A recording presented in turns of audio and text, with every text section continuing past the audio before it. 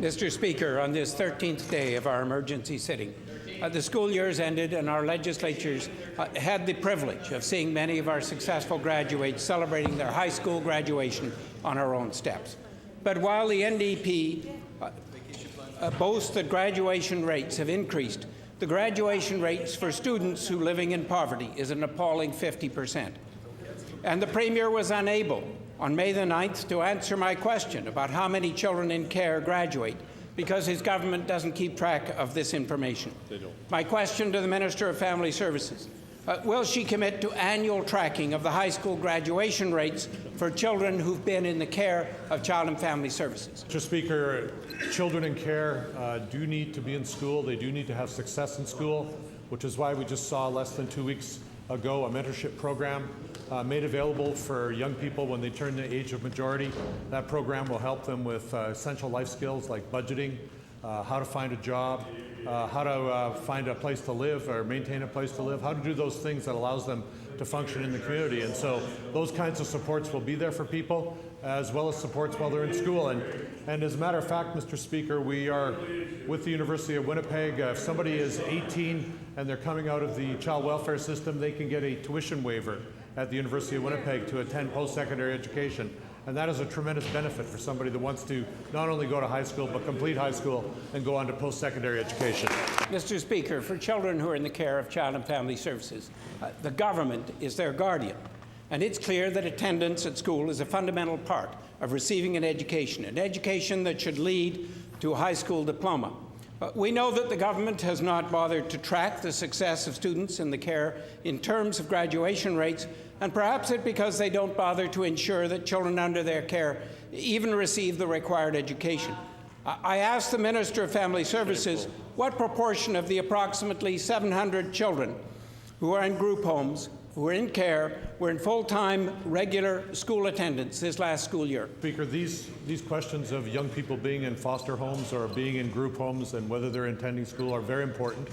And that's exactly why there is ongoing monitoring of their circumstances. They each have family caseworkers that work with them. They have people that keep track of how things are going.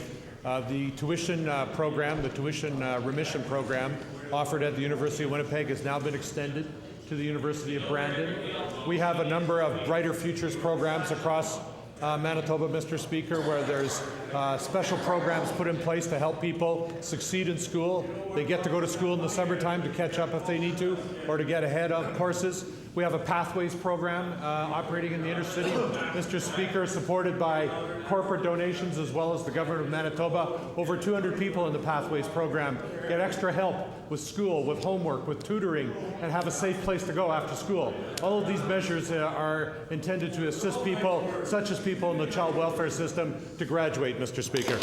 Yeah, Mr. Speaker, the Department of Education says on their own website that every legal guardian of a child of compulsory school age is responsible for sending his or her to school. In fact, there are fines for not doing it. This NDP government is the legal guardian of every single one of the nearly 10,000 children under their care, and yet there are children in group homes of compulsory school age, 7 to 18 years of age, who've either been attending school rarely or not at all.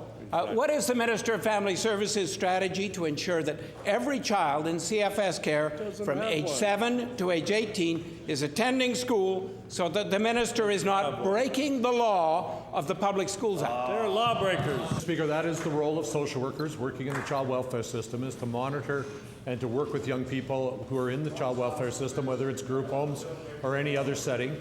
It was this government, Mr. Speaker, that extended the school leaving age from 16 to 18 years old. It hadn't been changed since 1961. Now it's a requirement for young people to attend school till 18. That mandate has been given our public schools. They are developing and already have in place many very unique alternative programs. The last one I visited, Mr. Speaker, was in Portage la Prairie in the high school there. They have programs on life skills. Many people attending that school are already parents. They're getting support for parenting while they attend school. They're getting support to do employment while they're attending school. They're getting support in child rearing while they're going to school. Those programs are not unique for Portage la Prairie. I've seen them in schools in Brandon and, of course, in the city of Winnipeg and in the school division of Winnipeg. As a matter of fact, members of this caucus have made a career out of teaching, working with individuals to help them graduate from school. So this is very important, and we will continue to support a new mandate to keep young people in school till 18 and help them succeed in